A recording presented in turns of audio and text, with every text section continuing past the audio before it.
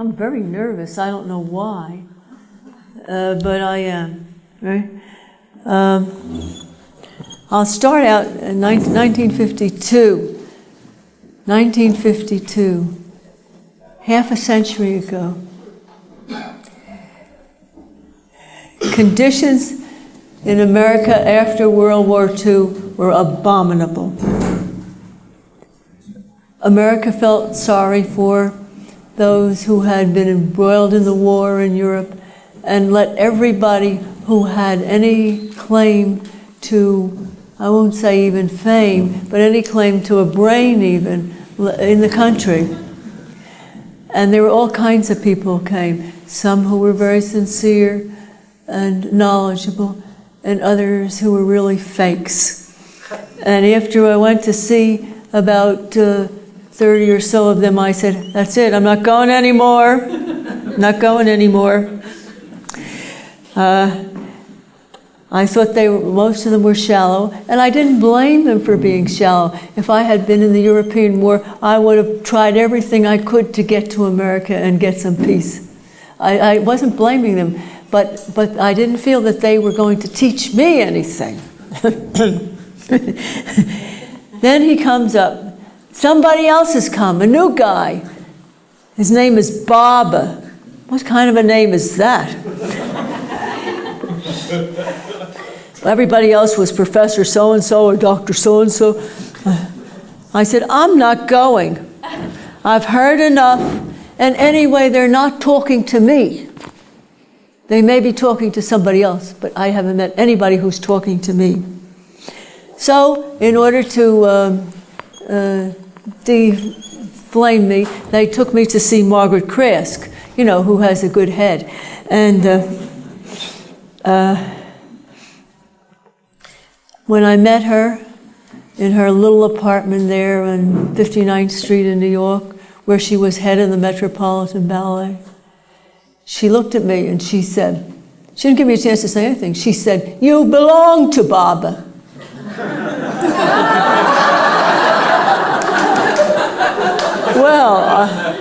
Well, I said, I belong to myself.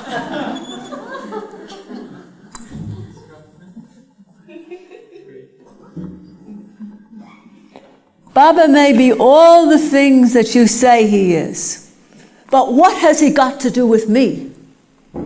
There are millions of people in this world who are great, but what have they got to do with me? I'm looking for somebody who has something to do with me. So, I belong to myself became my motto.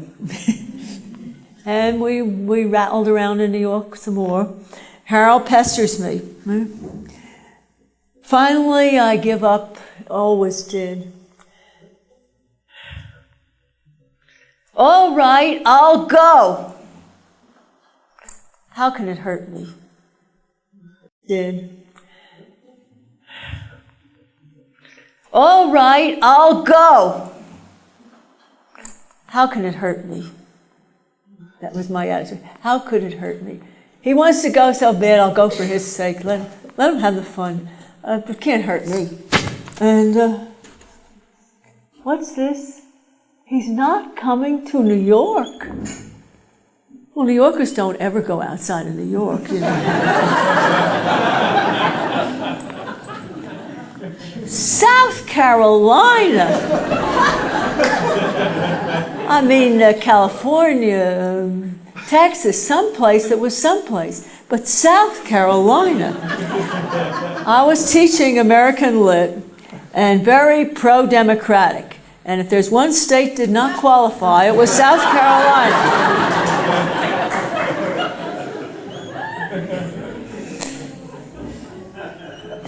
So Harold pesters me daily. All right, I'll decide. All right, I'll go. It can't hurt me. What's this? Oh, I'm repeating. I'm skipping some. About coming to South Carolina. I'm never going to South Carolina. It's the pit of ignorance. But that's the way it looked at that time. I mean, I don't mean any insult to anybody here or besides, nobody here is from South Carolina, probably.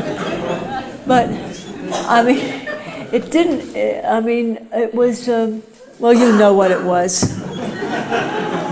I'm never going there. Pastor, pastor. So I go to Margaret again with her line, you belong to Baba. And I say again, I belong to myself. Finally, Harold's in tears, crying all the time. So I say, all right, I'll go.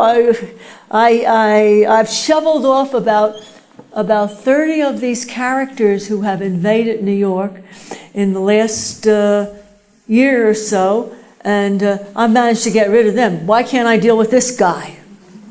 So finally, Harold's in tears, and I go, right, this stuff can't hurt me. Nobody can hurt me. I'm on top of everything. So we're going.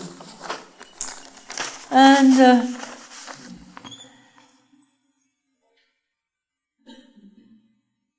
I don't know.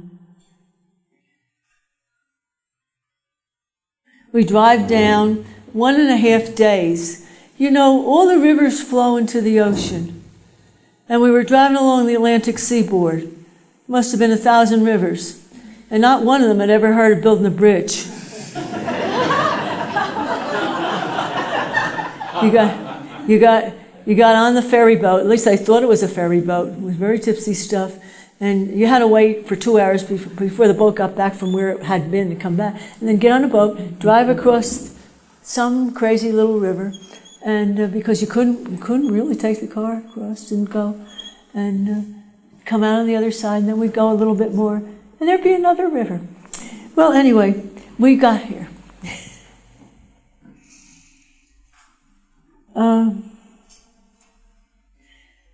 Kitty and we're down in the morning. We got here in the morning because it's a half a day. We go to the center, and we're sent to the barn. We're the first ones at the door of the barn that morning. First ones to interview Baba.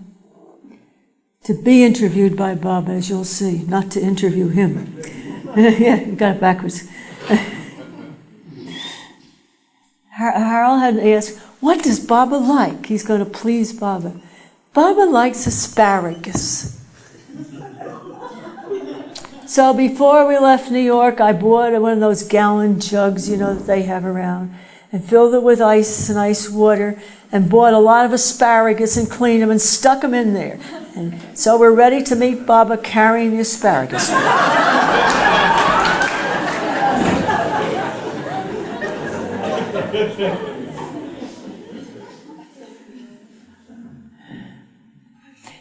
Then we're standing at the door, outside the door. We can't see through the screen door. I don't know why, but we couldn't. And Kitty says, I think it was Kitty says, now you each have 5 minutes. And Harold started another path. 5 minutes? I didn't drive all the way down here for 5 minutes. I need a lot of time. I need to tell him a lot of things. So I said, give him my 5 minutes. I don't need to see this guy.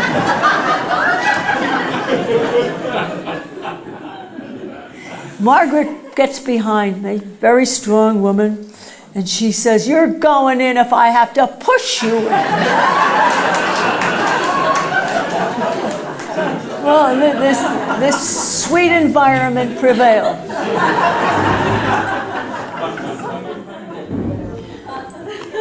Take off your shoes. Well, I never had to take off my shoes in New York. All right, take off your shoes. I never saw them again. Harold disappears into the door, back of the porch, in his bare feet, carrying the asparagus. And pretty soon, too soon, it was my turn. And with Margaret's guidance, pushing, I went in.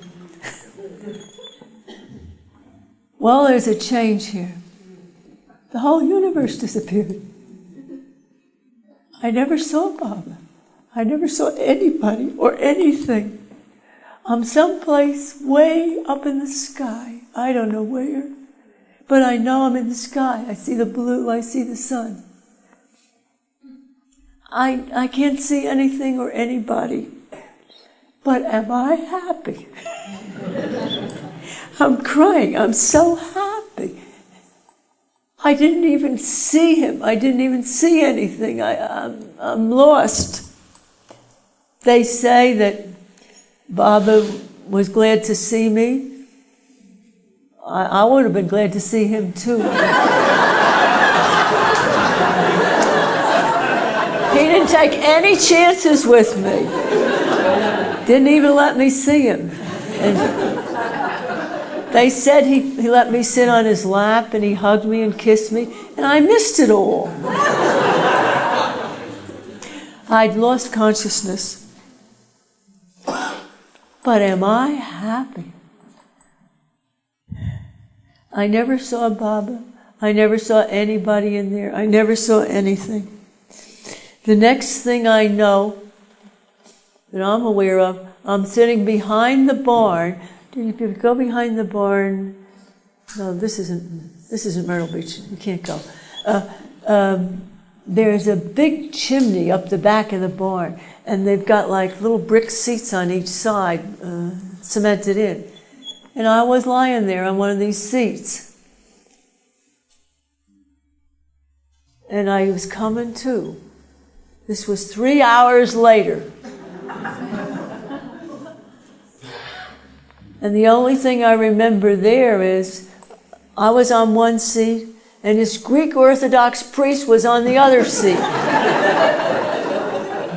And he kept saying to me, "Watch out, the flame's coming up. Watch out, you're going to get burned." I thought he was crazy, but I guess he thought I was crazy. It took me 3 hours to come to it all. I was in shock. Someone gets me back to the front of the barn. I'm unconscious. All this time I'm unconscious now. It's 3 hours, I'm totally unconscious till I wake up behind the barn. And after that, I'm in I wouldn't even say semi-conscious, mini-conscious state. In a couple of hours, Harold gets me in the car someplace, drives me to New Jersey. But am I out of it? But I'm divinely happy.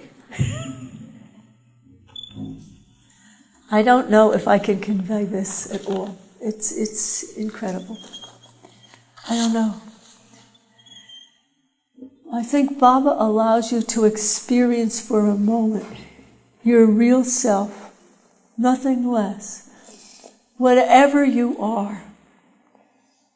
When you know, you can't say it didn't happen. It's just a theory, as it was before. It wasn't a theory. He gives you the living experience. I have this, a future projection in his modern technology of the truth about yourself. You know, even if every bit of your mind says, no, it can't happen, it isn't happening. You know, K-N-O-W, against no, N-O. I don't know that I am I, really. I don't know that you are you. Actually, we aren't. But truthfully, we are, because God is. Jai Baba. Well, I couldn't drive. I was too divinely happy.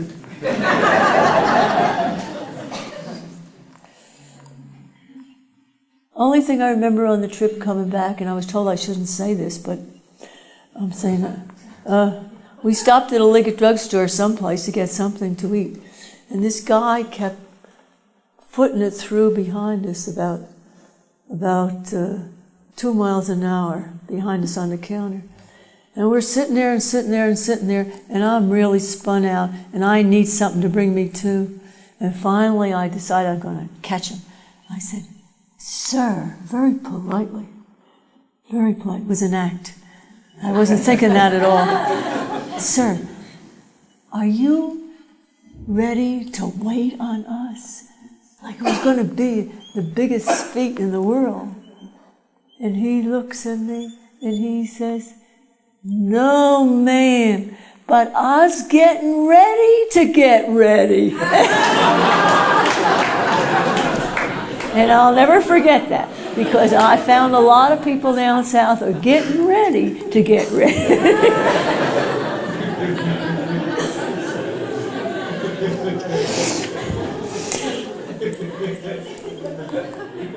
I never recovered.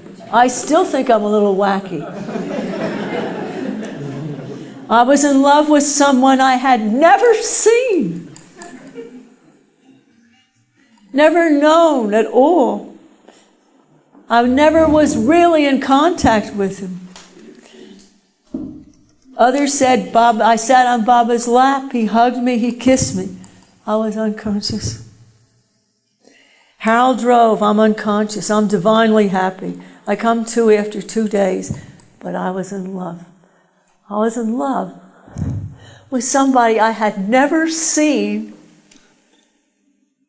never talked to. You figure it out.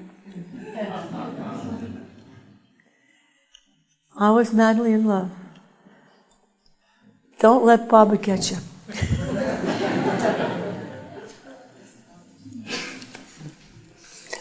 I don't know. Is this all right? Am I saying? Oh, yeah. Well, let's see. That was page 2. This is page 4. What happened to 3? Well, that's what can happen to you. Well, you can imagine 3.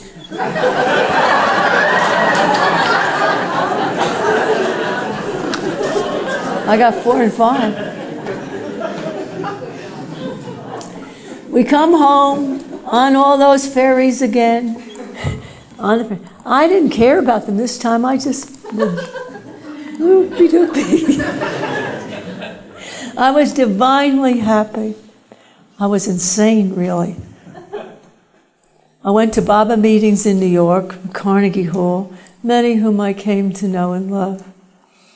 I even loved Margaret. Margaret, Delia. Who else have I got here? Fred. How many of you know Fred Winterfeld? He was a doll, wasn't he? John Bass. How many of you know John Bass? He was my best friend. Huh? My best friend. He became my best friend. He came every day to see me. He told that you are the best. Well, it's the best he could find at the moment, anyway.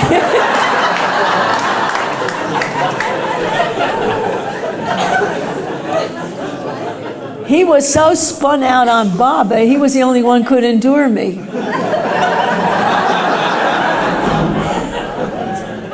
He was Baba, Baba, Baba, Baba, Baba, Baba, Baba. So I just let him be. I just let him be. We became very close friends. He stayed at my house. He took care of Rafi when he was a baby, mid-child. We had some kind of connection. Don't push it beyond what it was.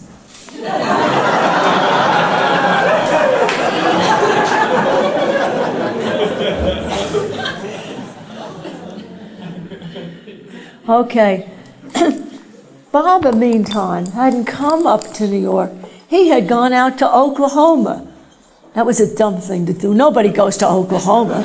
Not in those days. Couldn't even spell it.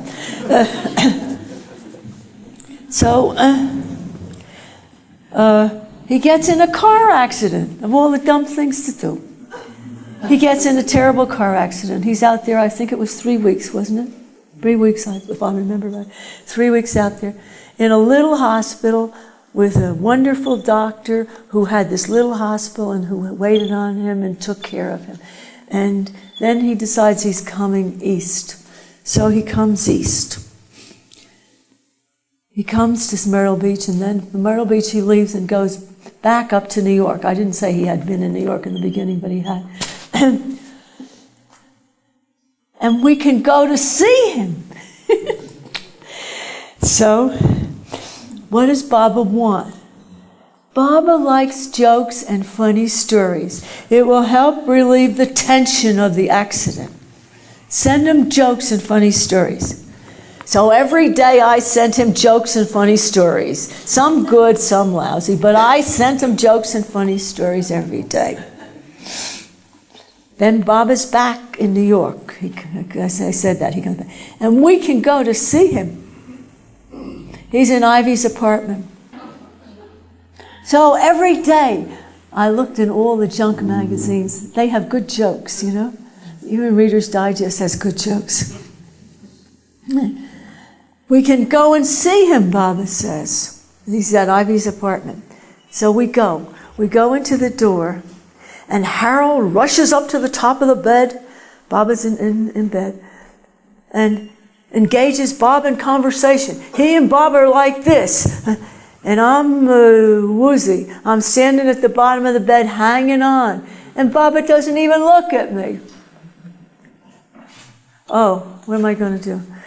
And Harold's talking away and telling him all kinds of stuff. And Baba's yapping and back to him. Two yappers. And I had written every day. Harold never sent one single joke to Bob. And here he is thanking him over and over and over. Oh, it was wonderful. It was wonderful. And suddenly it struck me. Oh, if it was wonderful, I did it. I'm the one who sent him this thing. It was really crazy. And how they lightened his suffering. That was the important thing. The jokes lightened his suffering. Not just that he liked jokes, but they raised his consciousness. I have written every day. Harold had written nothing. I hear Harold saying to Baba, I can't see them, they're this way. Oh, it was nothing, Baba, it was nothing, it was nothing. It's damn tootin' it was nothing, I sent them. He goes on and on. I'm shocked. Suddenly I say to myself, finally, what difference does it make who sent them? I wake up. He says they helped him. Why did you send them? To come here and get credit? You idiot, you. On this thought of mine, Baba, who's engaged in Harold, and Harold's engaged in Baba, Baba drops Harold like a hot potato, turns to me, and he winks at me.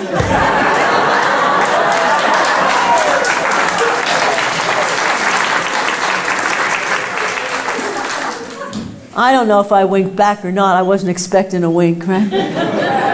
But he holds out his arms for me to come up to the top of the bed and hug him. And I did. The whole universe disappeared as I embraced the divine sufferer and communicator he was now. The divine sufferer and communicator. He had changed to this. You cannot imagine the glance from Baba and the embrace. As I went to him at the head of the bed, nothing is said. He says nothing. I say nothing. Love is abundant. The universe disappears. Love presides. We back down the doorway, finally overcome with Baba's love, even in his great suffering. He was suffering terribly. He was all banged up. Baba and I never spoke a word to each other. But it was a great experience for me. Oh, for you too, Baba? Okay. I don't know. I don't know these pages. They're all mixed up. What do I say next? Well, I say some thoughts to express in California. I was drifting, floating, swimming. It was surrealistic.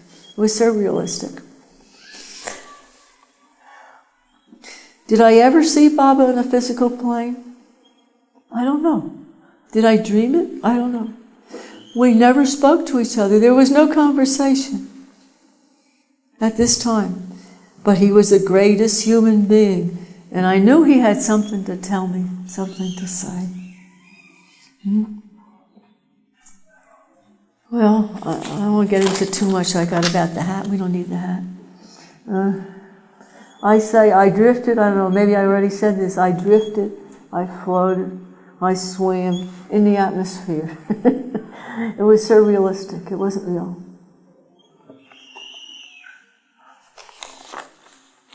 I lost all my papers. What do I sing next?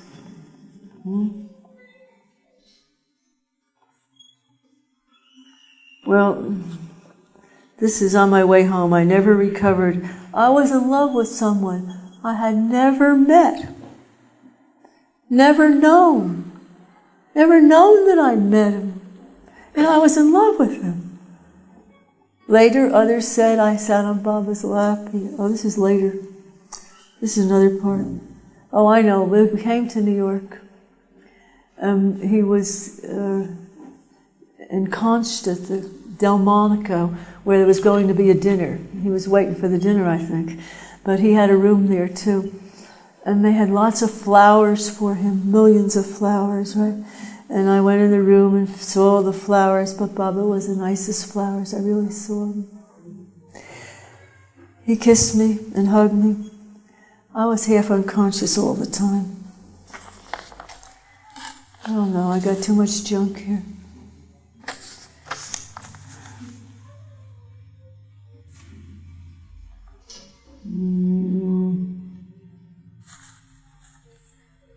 Well, I skipped a lot of stuff, I see, but one was take off your shoes. I didn't know how to do that. And Margaret helping me, pushing me in, guiding me, pushing me. And the universe disappears, right? I read this one. I don't know where the rest of the stuff is. Let's see, where did I end? Waiting for the dinner. Well, we never got to dinner. That's a dumb place to go, Delmonico. Yeah, 56, okay. I'll go to 56.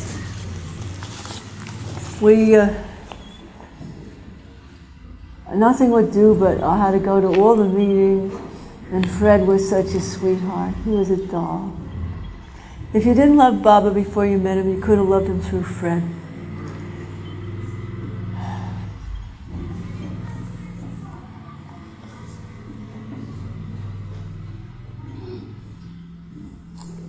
Excuse me. I don't know. Real boathouses, no boathouses. This got mixed up today. Not me. I didn't get mixed up, of course.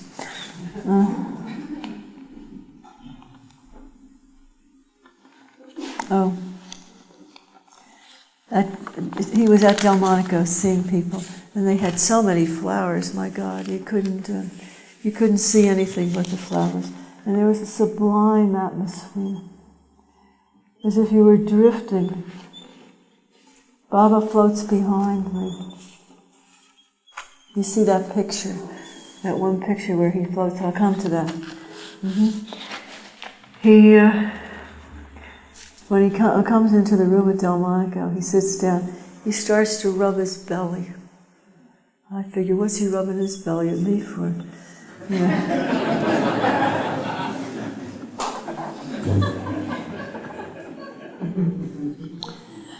Baba looks at me, he says, "It's a baby."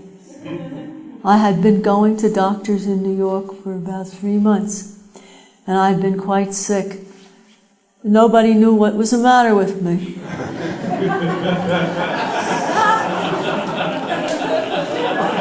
And this guy comes along and says it's a baby, like it's nothing. I didn't know what to say. I didn't say anything. I just let him talk. It's a baby. And then he goes on. You're pregnant, right? But He keeps rubbing his belly when I'm in the room. How did you know? I said to him. He says, you had nothing to do with it.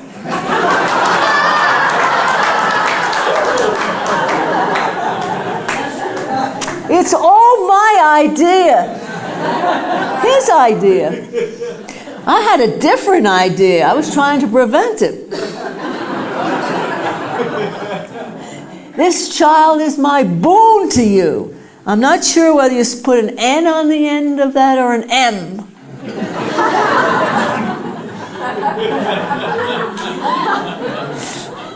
I think he must have meant the M after all these years. I wasn't sure what it meant, but I looked it up in the dictionary. Of course, dictionaries aren't always clear, but the dictionary says it means a gift. Did you know that? I didn't know it meant that. So I took it as a gift. Well, you know what it was.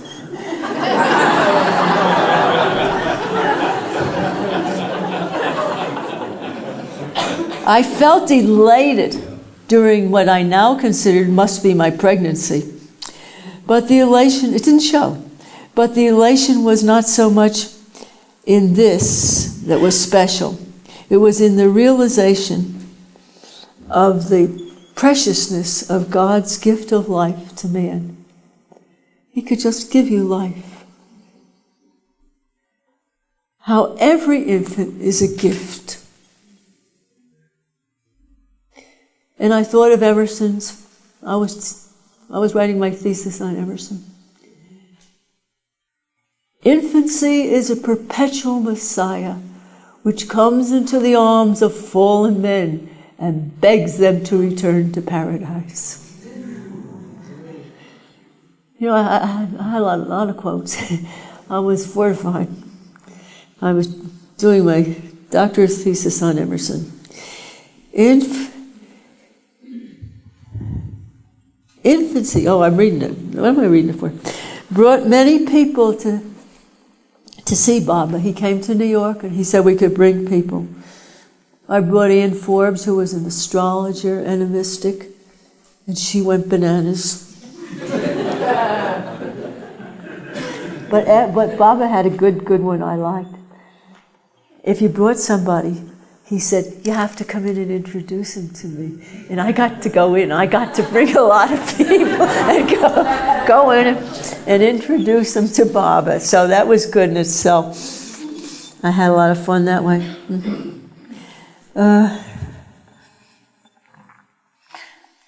Baba knew. I never forgot. I forgot sometimes whom I was introducing. But Baba would know. He would remember. And it was interesting, his reaction to some he simply hugged slightly, and others he simply asked, how's your work? Are you in, very abstractly, very concretely. And two responded very enthusiastically and made our friendship remarkable. This was Zaya Kingman and Gabriel Pascal. Well, I won't get into that. That's enough. Huh? One whom I had expected to respond extremely well, one whom I'd been close to and been talking all this, spiritual stuff with, and when Baba gave each person who knelt before him a touch and a grape. When Baba gave her a grape, she refused to take it. She said, maybe it's poison. Well, I'm just showing you the difference. I was horrified and embarrassed, but Baba said, it's all right, it doesn't matter. He was unconcerned about it. He was a cool guy.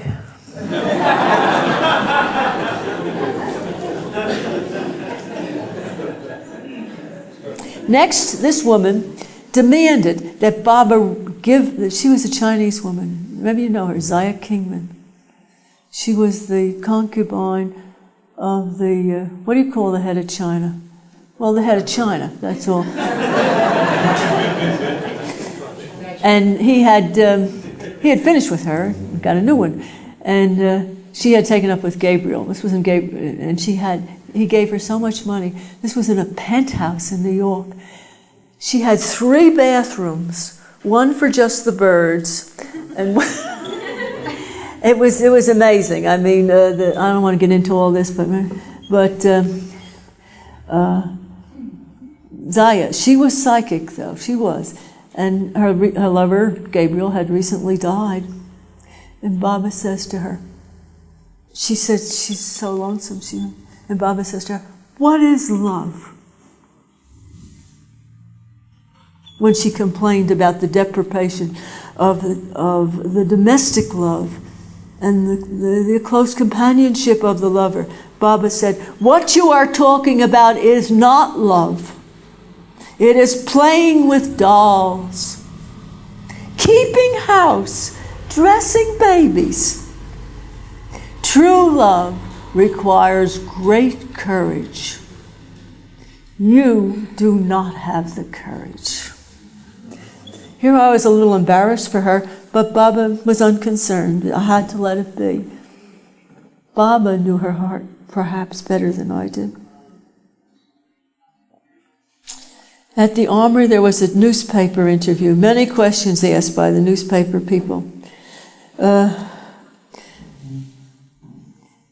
Had Baba studied at universities? No. At colleges? No.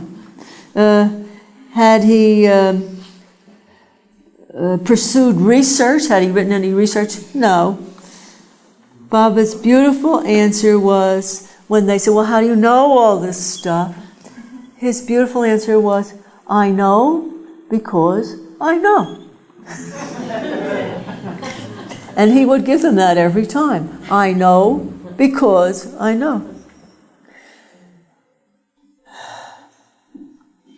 When the room was darkened and we were walking away, Baba was asked, how should he be loved?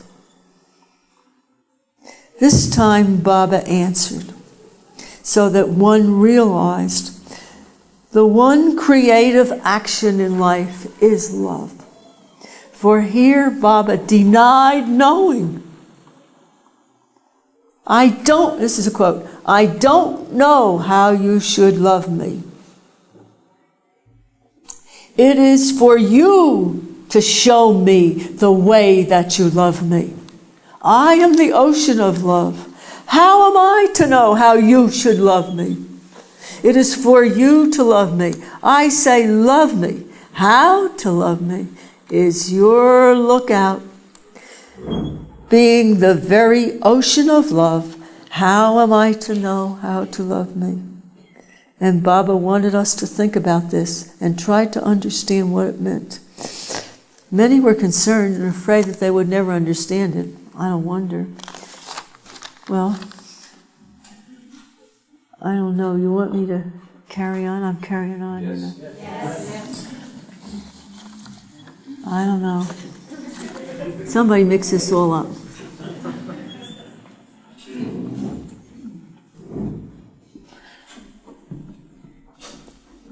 When we went in to see Baba at the Delmonico in New York, there were so many flowers. There was such a radiance.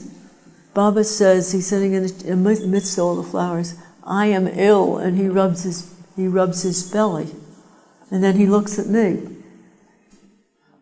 and he rubs his belly again, as if I should rub my belly. So I rub my belly, and I have been having a hard time. And he says, "Don't worry, it's all my idea." Well, you know what the idea was.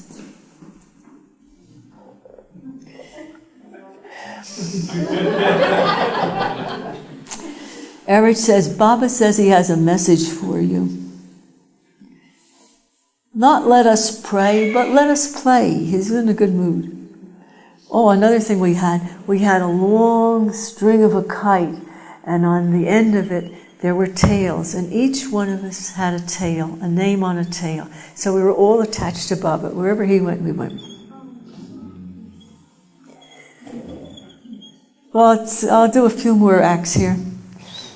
We go to Newark Airport. Well, at the dinner at Delmonico's, you have information on that, don't you? You've seen the pictures. You've seen the pictures of that. Who's got them? Ralph, where's the pictures? I've got them. You got them. You got pictures, Ralph? Yeah. Oh, good thing he's here. Well, the big pictures, I mean. Well, you can pass these around. Well, you can pass them around. I mean the big pictures.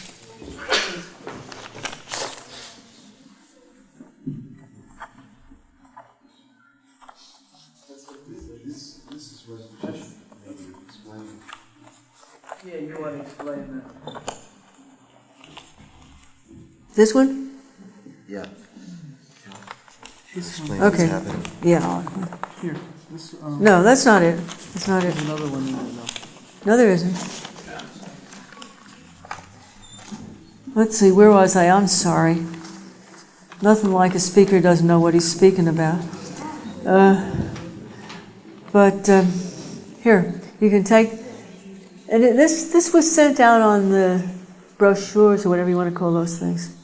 Yeah, and it's here. You can pass it around, Ron.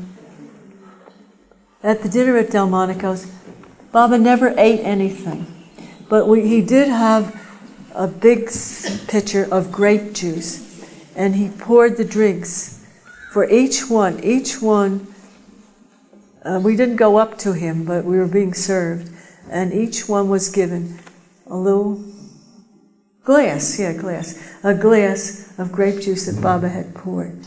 And of course everybody thought of the Last Supper. And then Baba went around behind us. And there is a big picture of that. Got it, Rob?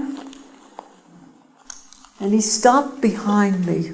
He walked behind the tables. You know how they do at banquets. They set up the tables. And then he walked behind everybody. And when he came to me, he stopped. And he put his hand on my head. So this picture is floating around someplace. You've seen it, right? Okay. Put his hand on my head. And I just felt the whole universe had disappeared.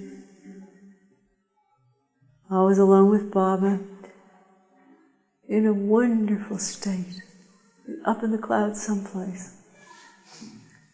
And then he left, and afterwards Erich came and said he was bringing the soul into the body. That moment. Now, the doctors had never agreed that I was pregnant.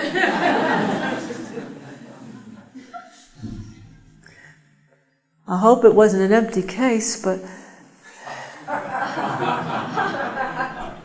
he says he's bringing the soul in. Well, okay, if he's got the soul in, I'm stuck with it, you know? Can't do anything. And afterwards, Baba came to me in the lagoon cabin, and that's a whole story in itself, which I won't tell now, but I'll just mention. Every day, later on, we came to the lagoon cabin. He made me come down, kneel in front of him, hold his hands, look in his eyes, with love, of course. And he would say, "This child is a child of my own special selection. I want you to take good care of him." It was a threat, like. I was scared. I never had a baby. I didn't know what to do with it. I want you to take good care of this child. And when he grows up, which he never did,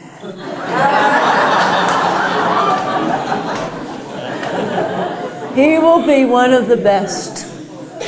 Now, hold my hands and say, repeat after me my name 7 times. And he would say his name, Baba. I would say Baba, Baba, Baba, Baba, Baba, Baba, Baba, Baba, Baba, Baba. And it was was a big thing. I mean, it happened every day, and every day he would say, take good care of yourself. I want you to be careful. Did you drink any coffee? No, Baba. That's good. Did you walk up any hills? No, Baba. That's good. I mean, he had a long list that I couldn't even remember now. And saying, that's good. I mean, prenatal clinic.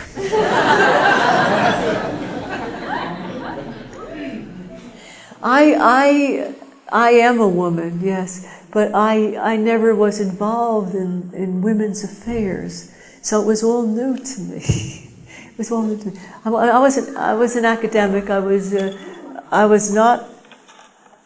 wasn't involved in babies and this stuff. I didn't care anything about it. It was all pushed on me by Baba.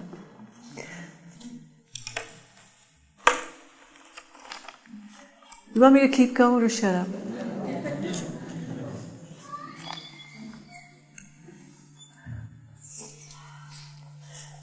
Well,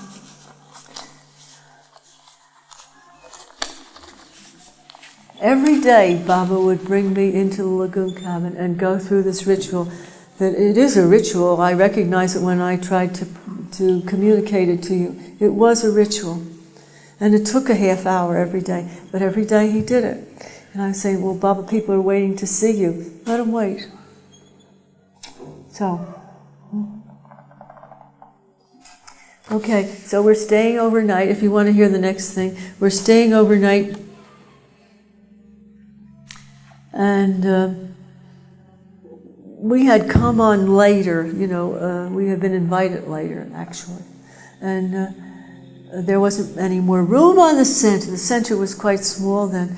And so Harold, listen, Baba, he was telling them, we're staying at the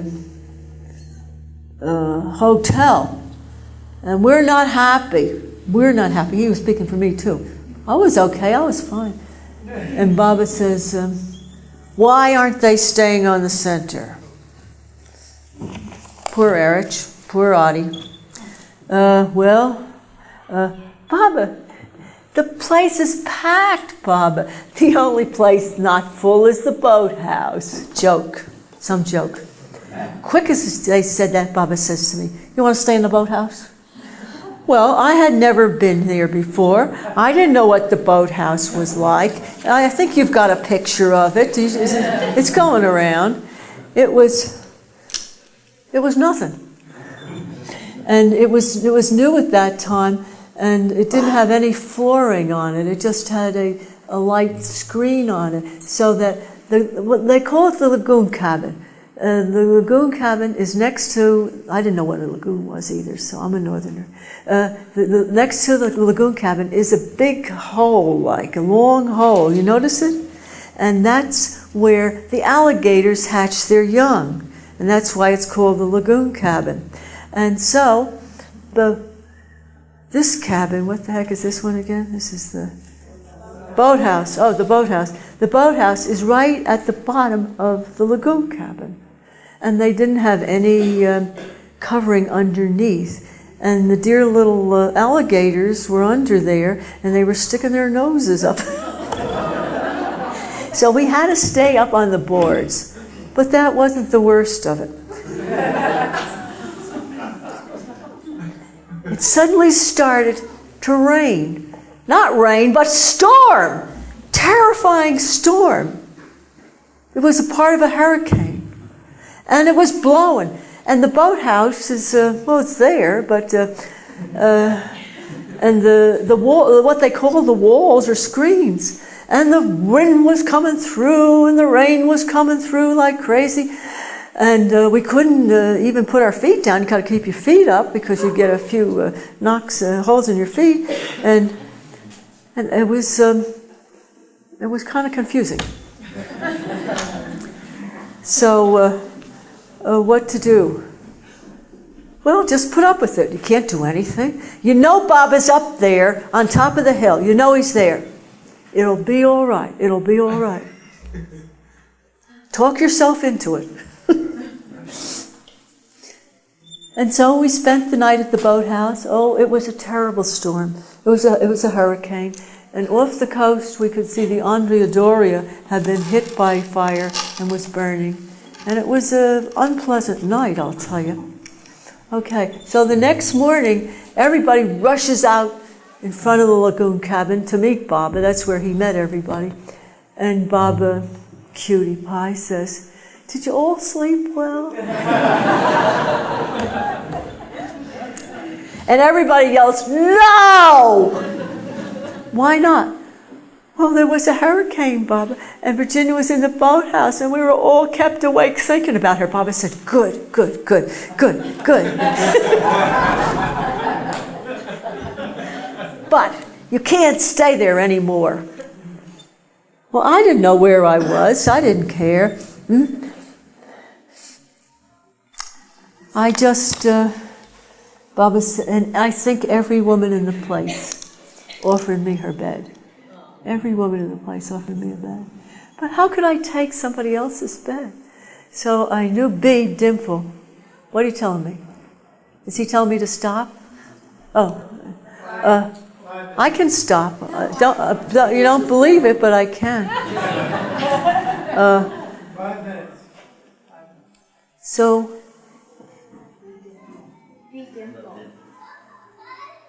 where was I? B. Dimple. Oh, B. Dimple. Do you know her? She's a sweetheart from California. Yeah, she's not here, is she? No. She's a sweetheart. We were very good friends. She came up to me and she insisted that I take every woman in the place came up. None of the men, but all the women, and came up. And so I said, "Look, B, I just had a great idea. One of us can take the mattress and one can take the box spring, and we can squeeze both of them inside the door, and we'll both be protected." Because Baba said to Harold, "You'll have to stay in there the rest of your trip." And so, but he said, "You can't stay there." So I forgot which end I took, but I took it, and we got along fine, and that was good. I don't know, I've got so many papers and so much junk, and what else shall I say?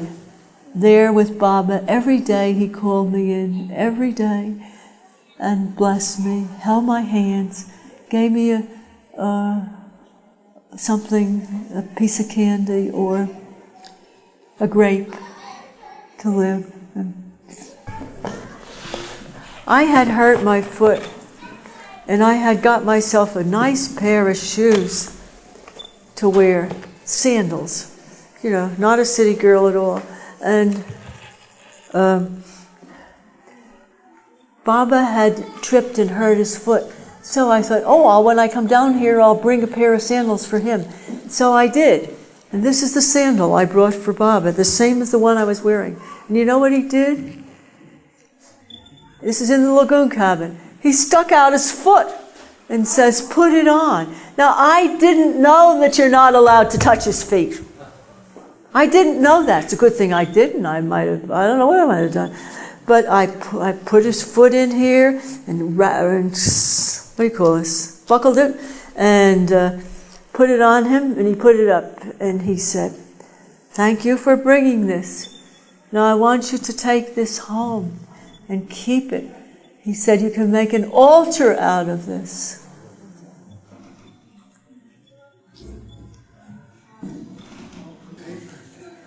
Oh, at Newark Airport. Newark Airport. Yeah, Newark Airport. Then we were on our way down with Baba. This is before what I'm telling you now. We were on our way down from Newark to Myrtle Beach on the plane with Baba. And You were in the airport at the shoe shop. oh yeah, that's right. We were in the airport itself, and Baba was sitting up in a shoe shine booth, holding court. And so let me see. Erich is standing beside him. You know Erich. Erich is automatic. And Baba, a person would come up and bow down to Baba, and Baba would say, "Love me more and more, love me more and more, love me more and more." And this was the line going through. There were about, maybe 20 people, I'm not sure. And then I came up and I knelt down before him, and I got up to walk away, and Erich says, Baba says, love me more and more. And Baba says, no! No, don't love him more. I can't say it. Baba said, you have the love. You have the love. And he knocked me out. He really made me crazy, telling me this stuff. We got on the plane with him, and he was a couple of seats ahead of us, or we were ahead of him, I don't know. Anyway, we turned around and looked at Baba, and we said, he was so cute, we said, Baba, this is Virginia and Harold's first airplane ride. First time we've been on a plane, 1952. And Baba turned around, and he sent the message up. This is the first time Baba's been on an airplane with Virginia and Harold. He was so bent on being nice to you. It was amazing. I didn't know what to do. Where am I, Rob? I don't know. He said, you have? Yeah, that was when he was up in the shoe box, and when he was up in the shoe blackener station. I just finished with that. And hear what he said. He said, what Erich is saying to the poor Erich, love me more and more, love me more and more, and he's trying to push us along, you know, and Baba grabs me and he says, no. I thought, oh my God, I shouldn't love him. And Baba says, you have the love. It was, I don't understand it, because I know I don't have it, you know, but I'm trying. You're trying to have the love and be better. Okay, well, didn't I talk long enough? You know, I can talk forever, I'm a talker.